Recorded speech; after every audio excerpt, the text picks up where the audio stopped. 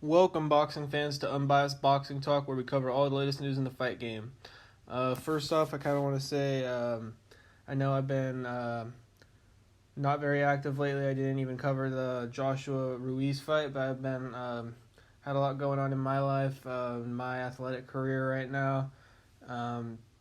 So I apologize. I will do a video on that fight. I know even though it's late and I don't really have a lot of you guys really don't pay attention to my channel, but I know there's a few guys that have been commenting and supporting my channel, so if you're one of them, I'm sorry I haven't been very active, but I do have a lot going on right now, and I'm trying my best right now to put out as many videos as I can. But anyway, in this video, I want to talk about, I want to kind of debunk the theory that old media is pushing right now, their false narrative that Canelo Alvarez is ducking Demetrius Andrade and Jermall Charlo. So recently, everyone knows Canelo Alvarez went up to 175 pounds and knocked out Sergey Kovalev in the 11th round in brutal fashion and won the WBO light heavyweight world championship. Obviously, we're going to see Canelo back in the ring in May, sometime around there, because Cinco de Mayo weekend, Canelo Alvarez's date.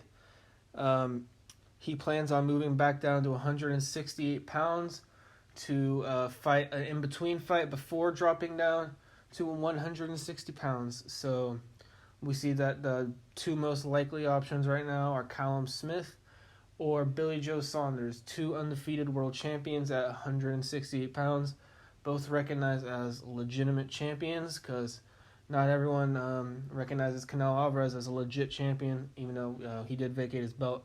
Nobody recognized, not a lot of people at least, recognized him as a legit 168-pound champion. But anyway, right now, everyone was saying that Canelo Alvarez was ducking both of these guys, but they did both come off not very impressive wins. But what they're forgetting is that they are both two undefeated world champions at a weight class that Canelo is moving back down to on his way down to 160, and that they are two elite fighters considered to be the best in the world. Callum Smith was considered the boogeyman of the division, and just because he has one bad fight doesn't mean that he's a bad fighter. He was considered the best fighter at 168 pounds, and obviously if Canelo fights him next, he's not going to get credit from the biased fake fanboys of the PBC. We see that the other 168-pound champions, Caleb Plant and Jose Benavidez, they're with the PBC. They need to be fighting each other, and if they really do want the Canelo fight, then they're gonna have to call for that fight. But I really haven't been hearing too much from them calling for a Canelo Alvarez fight, and there's no reason that those two shouldn't be fighting each other as well. We see that Billy Joe Saunders and Callum Smith are with DAZN. We see that the other two are with the PBC, and the PBC doesn't really like to fight DAZN fighters. They don't like to fight out of house in general, really. So that fight would be really hard to make because, I don't think that Al Haymon would want to risk two of his best fighters against the Canelo Alvarez. So those fights aren't really likely right now. So the most likely fights, the most reasonable fights, are Billy Joe Saunders and Callum Smith. And the theory that new media, or the narrative, I should say, that new media is pushing is that Canelo Alvarez is ducking Demetrius Andrade and Jermall Charlo. So this narrative is just completely false.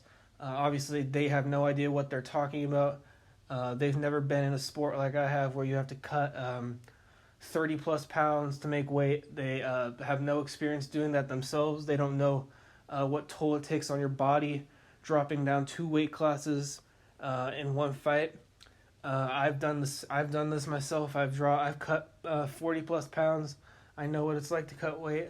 I know what it's like to do it the correct way. I know what it's like to do it the incorrect way. I know how dangerous it is. And for Canelo Alvarez to go from 175 to 160 right away, that's very dangerous. You need to do it in small increments, 1 weight class at a time. You don't drop multiple weight classes at a time. That's just not smart. So Canelo moving down to 168 is the only likely thing that would happen right now. It's the smartest thing, the safest thing to do. It's the best play to make because he would be fighting, again, another undefeated world champion at 168 pounds, and slowly making his way back down to 160, where he plans on becoming undisputed champion. The Jermall Charlo and Demetrius Andrade fight will happen. One of those fights is going to happen in the upcoming year in 2020. There's no reason that they shouldn't be fighting each other. They shouldn't be waiting on Canelo Alvarez, because that just shows that they're looking at just for the money and that they're not looking to actually improve their record, because neither of them have one elite level win, and they're not fighting top competition at all. Canelo Alvarez fights tough fight after tough fight after tough fight. He won't get any credit from new media. He's proved time and time again that he is the pound for pound king. He's the face of boxing, the cash cow, the moneymaker. He brings in the most fans, him and Anthony Joshua, and new media will still always find a new excuse to discredit Canelo Alvarez. We see Canelo Alvarez is going to go down to 160 pounds again, and he is going to fight one of these guys. One of these guys, they're all on Canelo Alvarez's hit list. Canelo's going to go down there and he's going to get all the belts. Even if the Triple G rematch might happen next at 168 pounds. There's so many fights lined up for Canelo right now that depending on who he fights next, fake media is going to say he's ducking another guy. So there's really not much to talk about now. New media, they have no idea what they're talking about. They have not experienced weight cutting themselves, so they have no idea what they're talking about. I have done this myself. I know how hard it is on the body, and I know what it takes. I know how you have to do it correctly. Once again, sorry for not uploading much, but I'm going to try to start doing my best in the upcoming weeks. Thank you for tuning in to Unbiased Boxing Talk, and we'll see you in the next episode.